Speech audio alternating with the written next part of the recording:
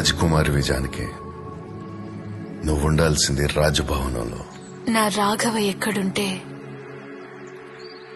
అదే నా రాజమందిరం.